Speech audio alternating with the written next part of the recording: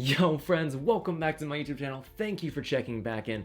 And today, I've had a lot of comments about how I did the whole cloning thing in my video on Friday. And so I want to kind of get into that. So kind of a backstory, how it started was when I was thinking about how I wanted to kind of say that I was be doing 3 videos a week, I wanted it to be kind of interesting and fun, but inherently just updating your viewers on your schedule isn't really a good video. So I thought, how am I able to make a better video? And by just telling people that I'm doing videos 3 days a week. Self came back with, hey man, why don't you just act like you're cloning yourself so that you have a person for each day that you're uploading a video. So it's 3 people, 3 days a week. I'm like, thanks me, that's an awesome idea. Anyways, so that's kind of how the whole idea of the cloning kind of concept came around. But the thing was, I didn't know how to do it. I had no idea. And so, as someone from this generation, I went to Google and typed in extremely long sentences to see if I could figure out a way to do it. And I wasn't having the best luck. Maybe it's just me, maybe just by looking at with long sentences doesn't really help out the most. So I wanted to do a quick tutorial of how to do it. Fortunately, I found a video by one of my favorite photographers, Peter Mckinnon. He did a video on how to clone yourself in Premiere Pro, but I kind of used that as the basis of how to do it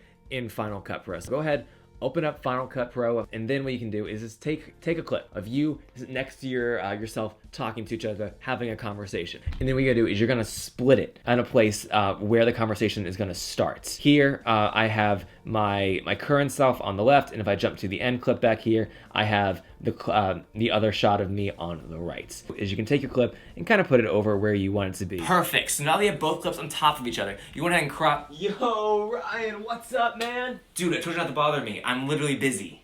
Dude, I really missed you. Well, I missed you too, man, but I'm kind of doing something. Hey, is that video you're editing the same thing as the conversation we're having right now? Well, yeah, I had to show the viewers something about how we do it. Yo, that's hella meta and like some next level inception. Duh, that is like literally the point of this video. Sick. I know. Well, I'll leave you to it then. Wait, we still doing vegan tacos later on? Yeah, totally. Tight.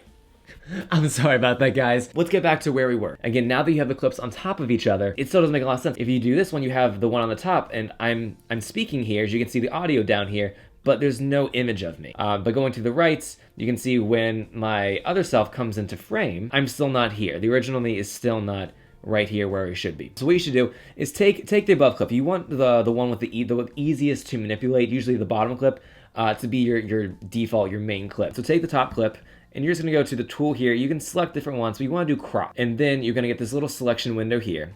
And you can just take the side tab, and you're just gonna pull it over to the right. What you wanna do is you wanna kinda get the shadows matched up. You also wanna make sure that you stay in the shot. So here you can see that the shadows here kind of end up what would naturally look like my bed. So that's great. So we can kind of click out of that. You can see there's still this really bad line that shows where the two clips are kind of put together. So what's important is you go over here, down to your effects, the little 2 squares down here, and then in the search bar, just type in mask.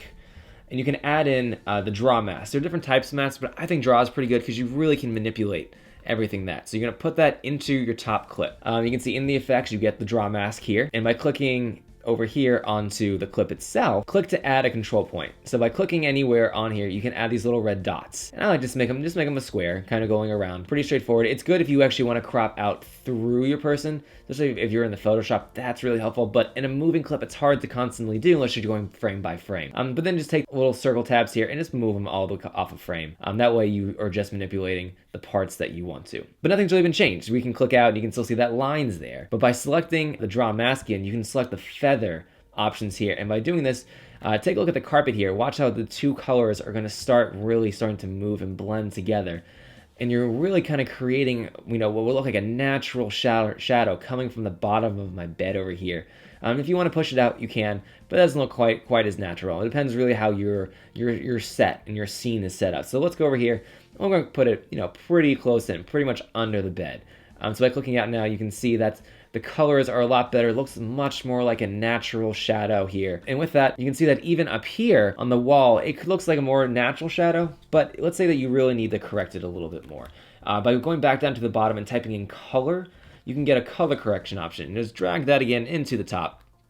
Up here, select it, and now you have another little tile in your effects window for color correction. Now, by clicking the little arrow here for color board, you can change your exposure, your saturation, and your color, all different tabs here. With that, you can always do your whites, your midtones, as well as your blacks. So we just kind of, move it down. You can really see we can go dark, go really light. But you want to just do something very, very small to kind of really blend those in well. And you can see just by moving up the globe a little bit, it looks already better.